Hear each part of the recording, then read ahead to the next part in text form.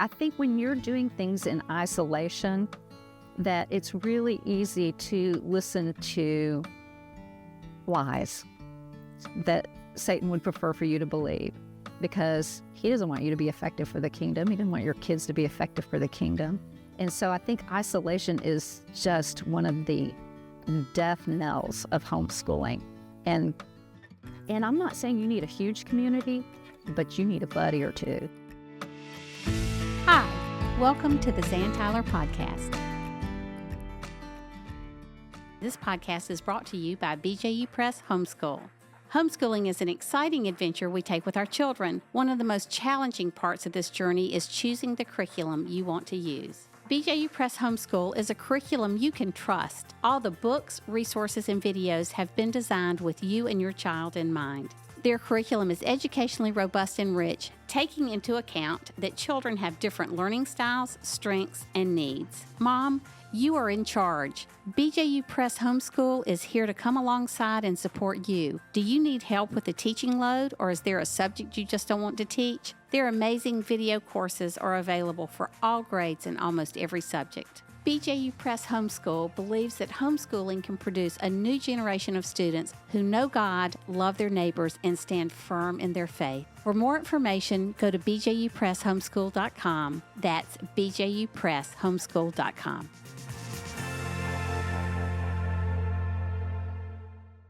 Hello, everyone, and welcome to the Zan Tyler Podcast, where our goal is to help you thrive in your homeschool journey.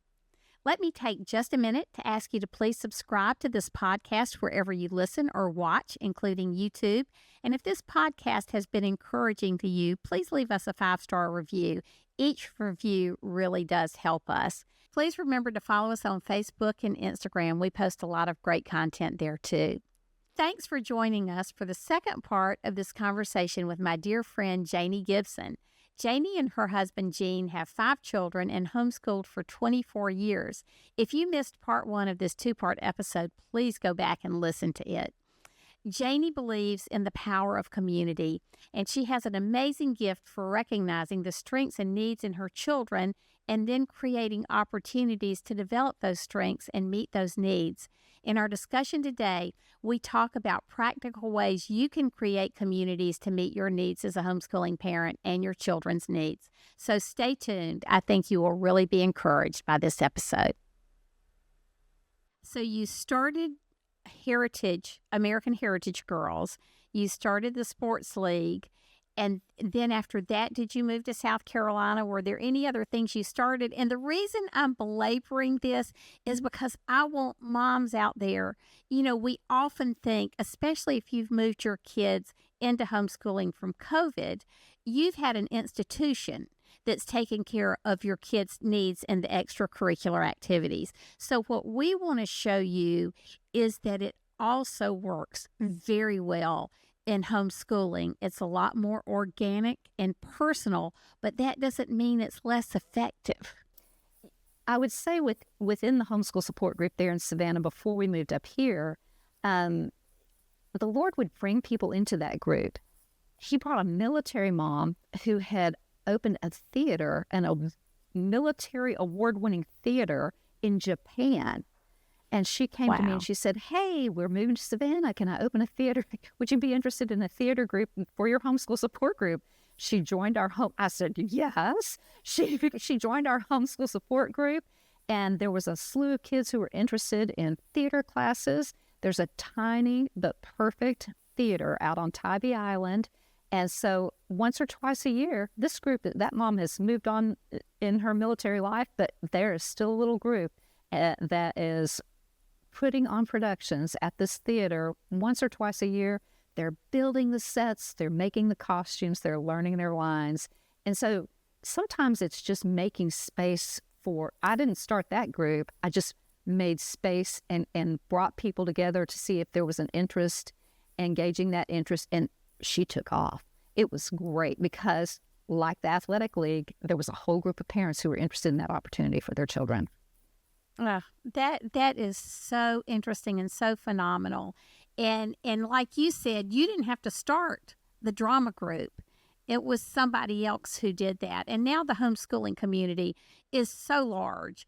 and we have so many resources within our groups, so many more people to draw from, that we can really put together some quite amazing opportunities for our kids. Absolutely. And social media has made it easy to find your people. Yes, that's right. I mean, because back in the day when we started homeschooling and there was no social media, it was heroic just to go find other people who were homeschooling, because how did you find them? You know, so that really is remarkable and makes it sustainable in a way. Absolutely. So now tell us about going to South Carolina and the types of things you've started here, Janie. We got to the upstate, and the first year we were here, the girls I was down to 2 kids at home, and they were both involved in ballet, and there's an incredible organization up here that they got to participate in that a lot of other homeschoolers were participating in. And so it was a good connection, but it wasn't quite enough. And I had never been a part of a co-op, had many friends who in my support group in Savannah ran co-ops in our city, but we were so busy running around in the evenings with our American Heritage Girl troop, our Trail Life troop, our sports league and things like that, my mornings at home were precious to me. And that quiet time for our family, we needed that. But we got up here and we needed friends. We needed friends badly. And so we joined a co-op, and it was great. COVID hit, they shut down. So in COVID, I started a co-op along with a couple of other friends. Again, the homeschooling friends, we started a co-op. And boy, did the people start moving to the South. And they would call and want to participate in the co-op. All they wanted to know was, did they have to mask and did they have to vax to come to our co-op? And we were meeting at a precious church not far from my home, and none of that was required. And so we just exploded, and that got up and running. And then I had a couple of friends, and they were looking for smaller community. They wanted sweet fellowship for their children, but also for themselves. And so they were looking for a little smaller connection. And so started another co-op, and we're now in our second year of that one. And it is a sweet, sweet fellowship, sweet, sweet community. And just, I had no idea how to start a co-op or run a co-op. I mean, I watched how these other people did it and read a whole lot, but just praying and then seeking that wisdom. And then you can have any kind of co-op you want, right? So what are you looking? What these moms who were helping me start co-ops, what are you looking for? How do you want this to look? We can make it look like that. And so off we went. So, Janie, I think that's real important, is that you knew that you wanted a smaller group. Mm-hmm. And so sometimes there'll already be something out there that just isn't working for your family. And it's okay to start a new group. Somebody used to say, let 1,000 flowers bloom. And I think that's really important for moms to know as well. So now all of your kids have grown. And you would say that having community is one of the most important things that gave you the ability to stick to homeschooling. It gave me the ability to stick to homeschooling because it gave me encouragement.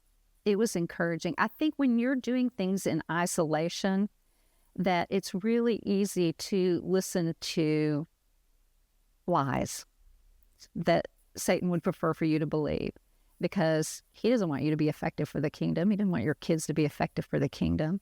And so I think isolation is just one of the death knells of homeschooling. And I'm not saying you need a huge community, but you need a buddy or two to get through this together. Yeah, that's right. That's right. Well, that's interesting. I know that when Joe and I started a co-op back in I guess it was the mid 1990s, I didn't even know what a co-op was. This was before, co-ops were big. And this group of moms, one in particular, said, Zan, we, meaning me, needed to start a co-op. And I just said, thank you very much. I just started a state organization, the South Carolina Association of Independent Schools. I'd been in court and the legislature for 8 years in the process of doing that. And I am where you were talking about, I have no interest in this at all. And I told them, I have no interest in this at all. But they would not leave me alone. And so this was a co-op based on literature and fine arts and historical periods. And so they said, so I can remember Benita says, I found all the teachers we need. So this was a co-op where people paid to come, and they had experts in the field who shared our faith. And many were homeschooling parents, but one or two were past the age of having kids at home. And so we just started this co-op. It grew leaps and bounds. It was called the Masters Academy of Fine Arts then, and now it's called Excelsior Academy. But I can remember, because I homeschooled for so many years without having that, the first year we opened the co-op in a church, there was a portico where people would drop off their kids. And I mean, there must have been a line of 50 minivans. And Joe took off work that first day to be with me. And it was hilarious because he said, did you notice that none of the minivans even stopped? They came to this rolling stop, and the kids are jumping out, and the mothers are having a break for the first time in their lives. Some people had been homeschooling 12 years or 10 years or 2 years, and they had a morning off. And so, so co-ops work in various ways. They're the free co-ops where everybody pitches in and teaches a subject. And those tend to be smaller. And if you want something more formal, there's certainly nothing wrong with that either. So my goal in this today is to just get your juices going. So, Janie, one thing I've always just really admired about you, besides the close relationship you have with your children, is just the ability to know what they needed when. And so, especially for moms who are new to homeschooling or have had their kids in school and now find themselves homeschooling, they came into, like me, kicking and screaming into homeschooling. What advice do you give moms in terms of discerning your kids' strengths and weaknesses, and then what you need to do about it? I know that's a really open-ended question. Well, you know what your kids are passionate about. And so that's when even if your kids are only passionate about it for a season and they don't become a football star or, a world-renowned chef, during that season of that interest, I feel like the Lord uses building blocks in our lives. And you never know how he's going to stack those things up and use them later in life, whether it's a knowledge base that you need for something you're called to do later, or it's a leadership skill that you've learned through that activity, or an administrative skill that child has learned through an activity. So just following your kids' passions, and I don't mean willy-nilly, and they're not going to always be passionate about every part about their passion, because you do have to go to practice. You do have to, you've committed to your team. You have to both do your homework and show up to fulfill your role on the team. So, part of it's about their character building. Although my sister-in-law called me after she started homeschooling, and she said, you didn't tell me this homeschooling gig was more about my character building than my kids. I said, oh, yeah. So, yes, but to answer your question, I think that the looking at what your children are interested in and not being blown with every breeze, but pursuing those passions.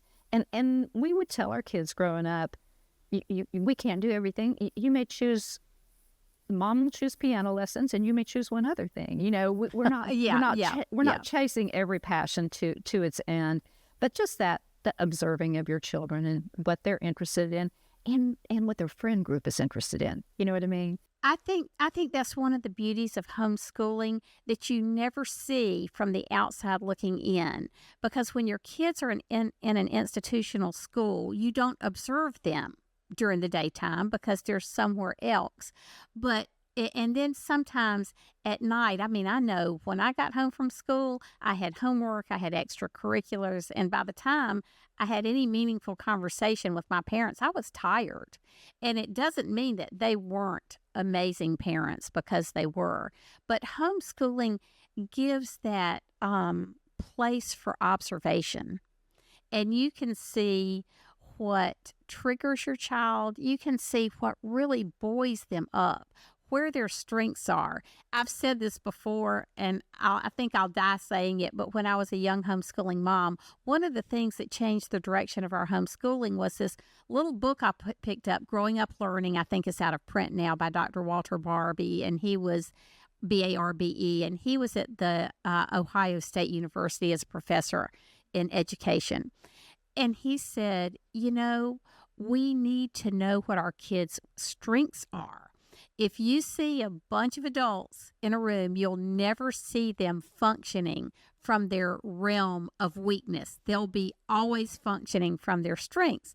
So why in school, when we have a child who's bad in math, instead of giving them 20 problems to do, we give them 50 problems to do?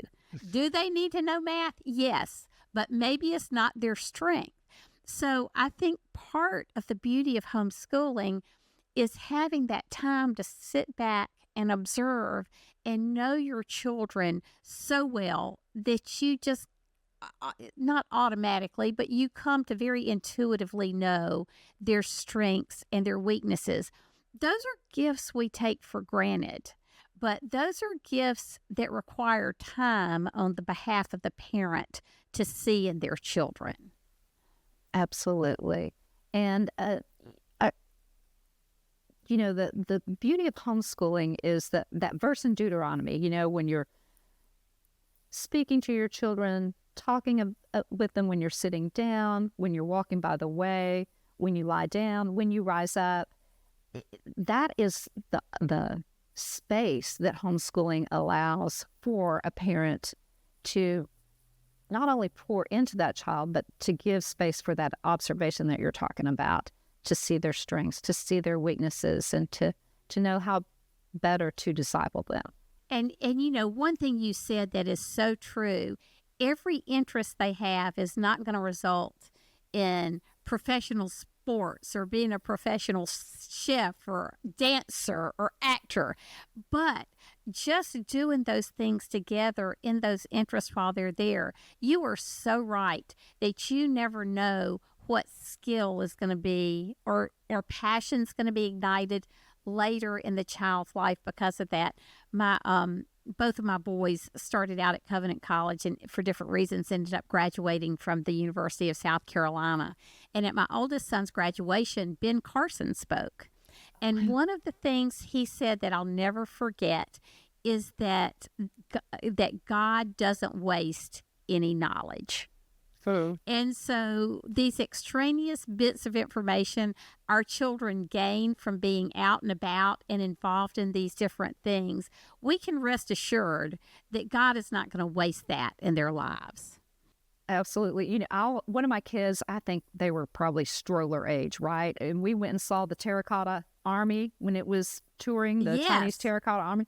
And my kid was like, I don't remember that. I don't remember going to the zoo at such and such age. And I was like, you know what? This is a foundational building block somewhere back in there. It built. So it does seem like, when you're throwing everything, including the kitchen sink, into the back of the car to get to the zoo and to go do the thing with the little bitty kids, it seems futile. Right. It's not. That's exactly right. Well, Janie, thank you so much for sharing this. Oh, one thing I do want to talk about too is not everything you start is going to last forever, and some things just don't work out, and that's okay too. We've had those things happen too, and especially in the support group, started the chess club, and that that family moved on, and so did that interest. You know what I mean? So, and that's okay. Yes. Yeah. Even Yeah. with classes in a co-op, we love this class, and it's a strong class for several years, and then all of a sudden there's no interest in it. That's okay. That's okay. That's right. And if you try to start a co-op and it fizzles, don't let that be your only attempt. Find a new group of people, renew your prayer. I'll never forget, I was at one of the national leadership conferences. Oh my goodness, this must have been in 1989 or 90. And there was a guy, Steve White, there from Montana. And he stood up. These national leadership conferences were much smaller then than they are today. Janie and I just got back from a national leadership conference in Nashville, 2 back-to-back conferences where there were 400 and 500 people at these conferences. Well, back in the day, there might be 60 or 80, or 100. And I'll never forget, Steve White from Montana stood up and just said, we fasted, we prayed, this is what we did, and this is how the Lord blessed us, and this is the law we got passed. And I stood up with tears in my eyes, and I said, we've done all those same things, and we're still in a heap of trouble in South Carolina. And it's not like God has done nothing for us. I don't mean that, but we've not seen that same answer or that same deliverance or that same ability to start an organization that's going to grow. And so I think sometimes we find ourselves in that place too. And someone reminded me about the verse where Jesus is talking to Peter, and Peter says, we've been up all night fishing. And he said, well, cast your nets to the right. And after having nothing all night long, the disciples' nets were so filled that they're bursting. And so sometimes it's just a matter of waiting and trying again. And so don't be discouraged if you started one group that fizzled. Don't let that discourage you from starting something else, because there's great benefit in perseverance and tenacity. And sometimes we run out of steam, but don't. If the Lord prompts you to begin something else again, don't be hesitant. Take an evaluation of what you did before. It may have failed just because of lack of interest or something else. And then you can just trust your friends and trust in the Lord that He can bring something out of nothing, because He's been doing that for thousands of generations. My friend who helped start this current co-op, I think she called 32 churches before we found one that didn't already have a school or wasn't too small or whatever the circumstance. And it was discouraging. We thought, Lord, are we listening to you, or is this something? Do you want us to do this? And sure enough, the man that runs our Southern Baptist Regional Association goes to my church. I said, call that man and go through the whole roster of churches. And finally, the Lord blessed. But persevering is key, and also paying attention to the seasons, just exactly like you were saying. Well, Janie, before we go, let me ask you this. Do you have a favorite Bible verse or group of verses or passages that you feel like have kept you anchored, or the Lord has used to guide you or encourage you in your homeschooling? Absolutely. It's a good standard, Proverbs 3:5-6. Trust in the Lord with all your heart, and do not lean on your own understanding. In all your ways acknowledge Him, and He will make straight your paths. That's real special to me. That was Joe's dad just passed away August 30th or 31st at 100. And that was his favorite passage that he wanted read at his funeral. So I think the Lord is just trying to hone that verse in with me right now. How did that verse impact you, Janie? I have to trust. I think it just starts with me. He is trustworthy, but I have to put my trust in Him. And then He's going to take, I have to acknowledge Him. He is going to make straight the paths. Because my path doesn't feel straight, This life path does not necessarily feel straight, but the Lord is the creator, the orchestrator of it all, and and it's all for His glory. So I don't always know how to glorify Him, but He knows how to bring glory to Himself through us. And so we trust. We trust. And if you had just some advice you could give to homeschool moms or homeschool moms and dad out there after your 24 years of homeschooling, what would that be? It would be get connected. It doesn't have to be a big group, but get connected. You are not called to do this by yourself. So find your friends, find your like-minded friends, and make space for you to gather together. When Janie came into South Carolina, Janie, you got involved with the South Carolina Home Educators Association, SCIA. And one of the things you have done with the board and Kelly Rowe is try to institute our Capital Day again. And so I know that before COVID, there were things like luncheons and meals and things for the legislators. And after COVID, I just think this is so important. I interviewed you as part of my article with Homeschool Legal Defense Association on putting on Capital Days, hosting a Capital Day. You and Kelly just decided you needed to keep it simple that year. So tell us a little bit about that. But the point is to get homeschooling moms and dads to the legislature, help their children understand the legislative process, and make relationships with our legislators. That's so important. So tell us about scaling back a little bit and now going into a new season of Capital Days. I think a little bit of it was based on what the Capitol would let us do, but we just wanted to begin to rebuild that connection so that legislators would know their homeschooling constituents and that they would have a voice, the homeschooling constituents would have a voice there at the Capitol, and just to go and understand and to be understood. That is the point of Capital Day.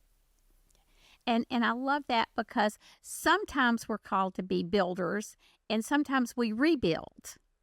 And we have to look at our circumstances and the landscape and figure out the number of people we have to pull something off or put something together. And so I really appreciate, Janie, that you've come in and done that with Kelly and the SCIA board, because it's such a need. And it's not an easy thing to do. So this is also for my plug for you and other states to find out if your state has a Capital Day. Make sure you take your children and go. It's a fabulous learning experience. And then figure out how you can be involved. If you don't have one, start one.